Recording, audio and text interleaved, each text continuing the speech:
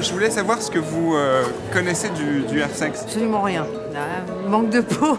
Ça va être une simulation de sexe, je suppose, de bruit, etc., de bruitage. Je sais pas comment ça fonctionne et je pense que c'est une blague. J'aimerais pas être à la place de ceux qui sont sur scène.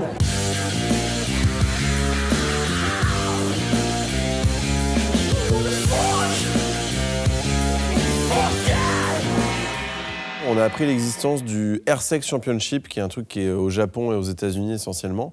Et on s'est dit, mince, ça n'existe pas en France. Puis on s'est dit, bah en fait, on va le fabriquer. Le Air-Sex Championship,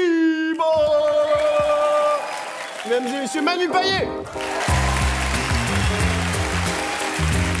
Alors les jurés, c'était Marie Portolano, Alice Bellady et Manu Payet. Et à eux trois, c'est un peu les mamelles de la perfection.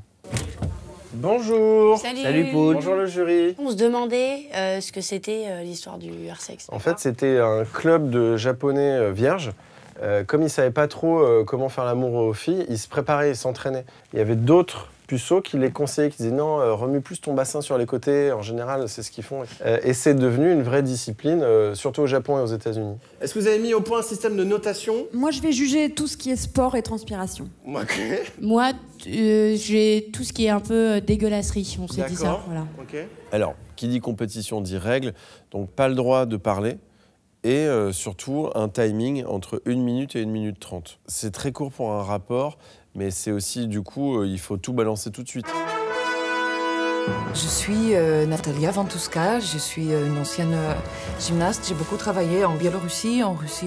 Moi, je cherche avant tout l'artistique, mais aussi, je voulais exprimer le plaisir de la pratique solitaire.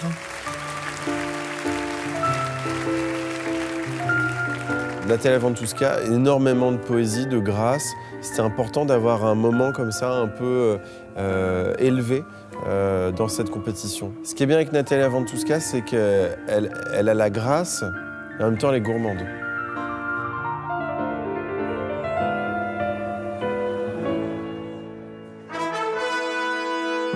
Armand Fillier, lui clairement sa force c'est le mime. Il arrive hyper bien à passer des expressions et tout par son corps. Et donc il raconte une histoire très belle puisque il va doigter une femme jusqu'à la double fister puis carrément rentrer en elle et nager dans son vagin. C'est quand même une belle histoire.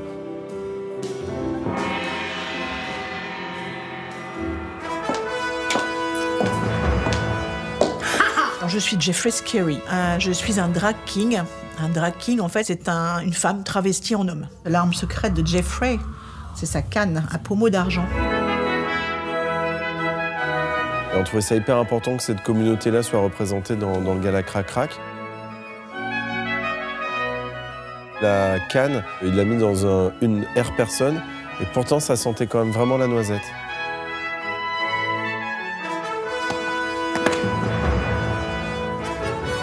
Je m'appelle Davy Sacha Mourier, je viens de Bourg-Palette, j'ai 10 ans et j'adore les animaux.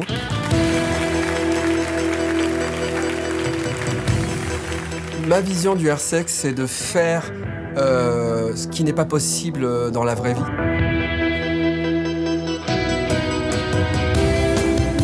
À un moment, il prend le héros de ce dessin animé là et il le fait pivoter. Et ça, c'est un très beau geste quand même.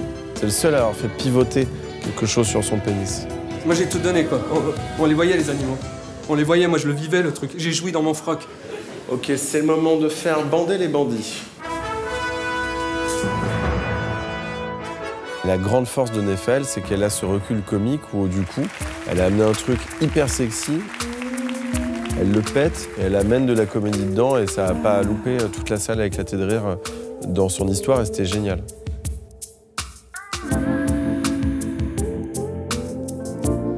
Je dois avoir un côté exhibe parce que 900 personnes qui me regardent faire l'amour, ça m'a bien plu. Il faut savoir que Bruno, dans la vie, fait du air-sex tout le temps. Dès le début de la compétition, j'ai appelé Bruno et je lui ai dit « Mec, on fait du air-sex. » En fait, je crois que j'ai même pas eu le temps de finir ma phrase. Il a dit « Ok, je fais, ok. »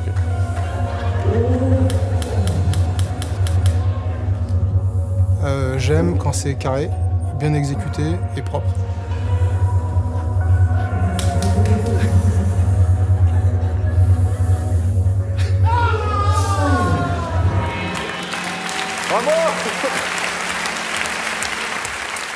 auditeurs, tenez-vous la main, le moment est le crucial. Le grand champion est Armand Fillier.